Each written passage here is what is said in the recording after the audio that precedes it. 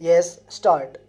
In view of these facts, the amount to be deposited by the petitioner before it, New Delhi, in their statutory appeal under the Customs Act 1962 comes to rupees 4.23 crores for one appeal, which is 75% of the total turnover stock. Hence, we see no reason to entertain this writ petition looking to the total turnover of the petitioner as well. Para.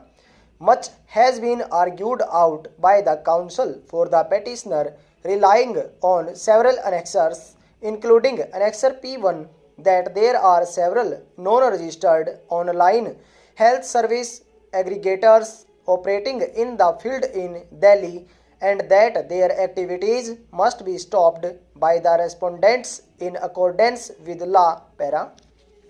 Having heard the counsel for both the sides and looking to the facts and circumstances of the case, we hereby direct the concerned respondent authorities to initiate action in accordance with law against any illegal online health service aggregators operating in Delhi in violation of the applicable law, including the Clinical Establishment (start) Registration and Regulations (close) Act 2010, if applicable, or in violation of any rules, regulations, or government policies applicable to the facts of the case. Full stop.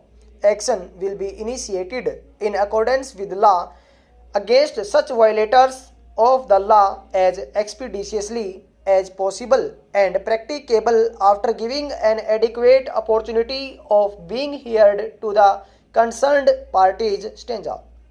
Several examples have been given in this writ petition about such alleged violators. Full stop. Since they are not joined as party respondents, we are not observing anything against any of the parties or so-called violators of the law as pointed out in the writ petition. Full stop.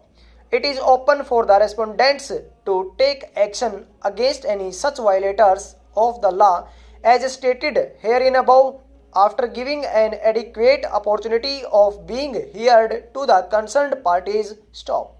With these observations, the writ petition is disposed of. Full stop. Para. This review petition has been preferred by the original writ petitioner seeking review of the order passed by this court in WP (C) number 4695/2020, which was preferred as a PIL for the benefit of advocates. Full stop. The writ petition was dismissed void our order dated 29th July 2020. Para.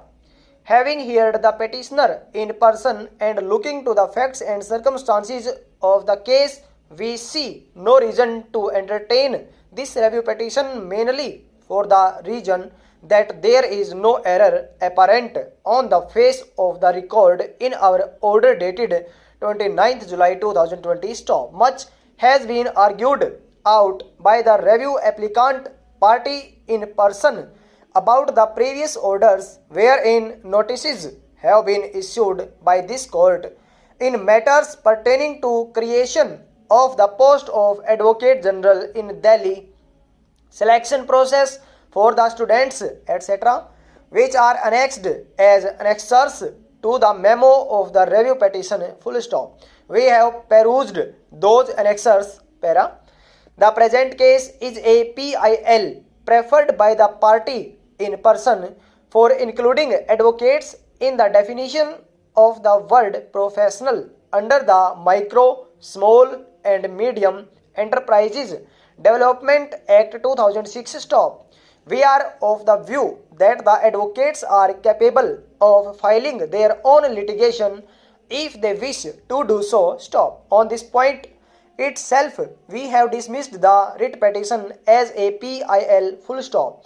In the case of Meera Bhanja versus Nirmala Kumari Chaudhary, reported in 1995, 1 SCC 170, the Honorable Supreme Court at para 8 and 9 held as under. Stanza.